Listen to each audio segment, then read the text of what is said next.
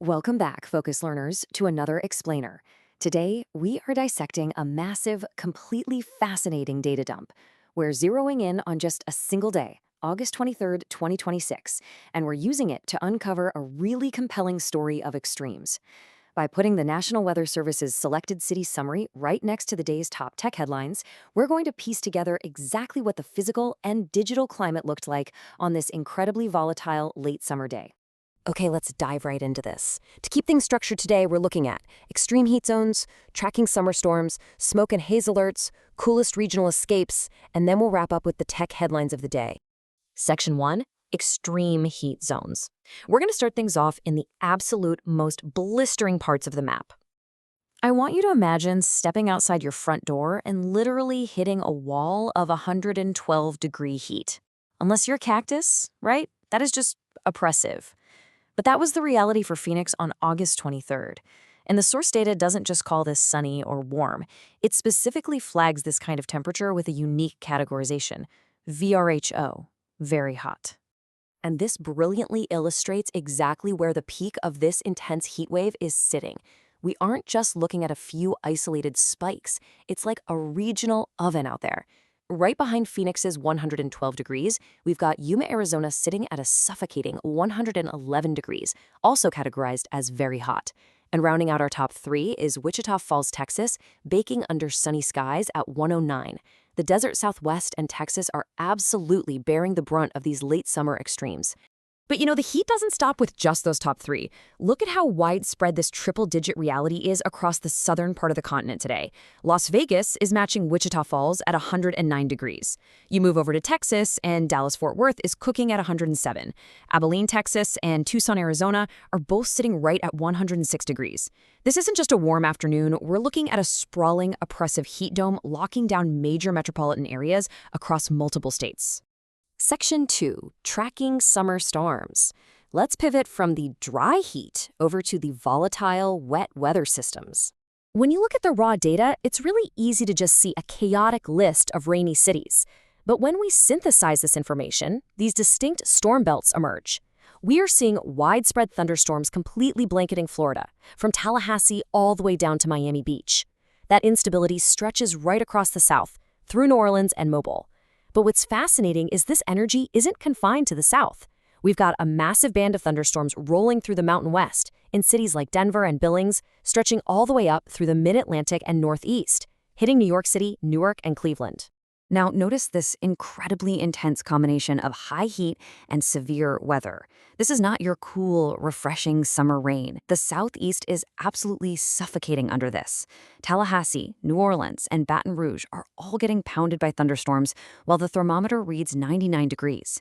Mobile is right behind them at 96 degrees with storms. It's a heavy, sauna-like intensity that perfectly captures the extreme atmospheric energy of this particular day. Section 3. Smoke and haze alerts.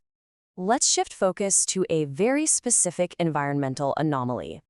So the crucial point here is that not every city is just reporting standard sunshine, clouds, or rain.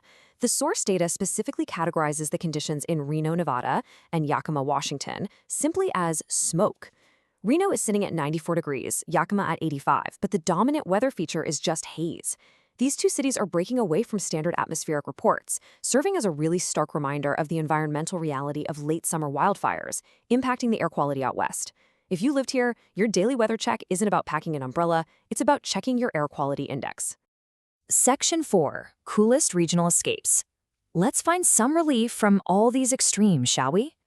Now, what's really interesting about this is the sheer geographical contrast happening on the exact same day.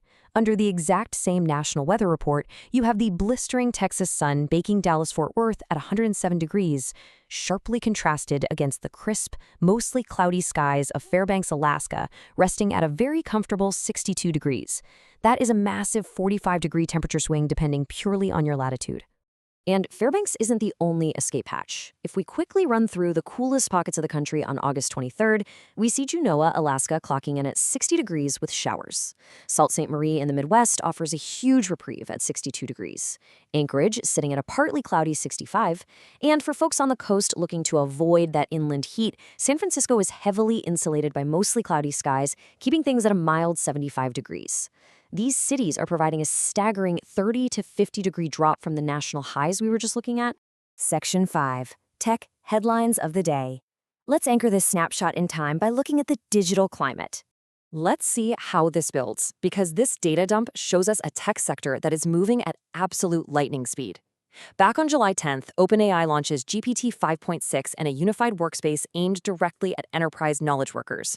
But then, just 5 days later, on July 15th, the legal friction hits. The New York Times seeks sanctions against OpenAI, alleging withheld training data evidence. And then, by August 3rd, the global competition accelerates dramatically as the Chinese AI moonshot Kimi K3 matches frontier US models, completely dominating the top 10 rankings on OpenRouter. The source material presents these developments neutrally, but when you look at them all together, they chronicle an incredibly rapid, volatile timeline of advancements and legal battles leading right up to our late summer snapshot. Which brings us to our final thought. Today, we've used this explainer to unpack just a single day in 2026. We've seen an environment capable of producing 120-degree infernos, suffocating 99-degree thunderstorms, and skies clouded by wildfire smoke. And running directly parallel to those natural extremes, we have a technological landscape moving so incredibly fast that groundbreaking AI models and massive legal sanctions are happening just days apart. So amidst this extreme heat and these lightning-fast advancements, what does this single snapshot truly tell us about the volatility of the world in 2026? It's a fascinating question, and one I'll leave you to think deeply about as you continue to learn and explore. Thanks so much for joining me on this explainer, and I'll catch you next time.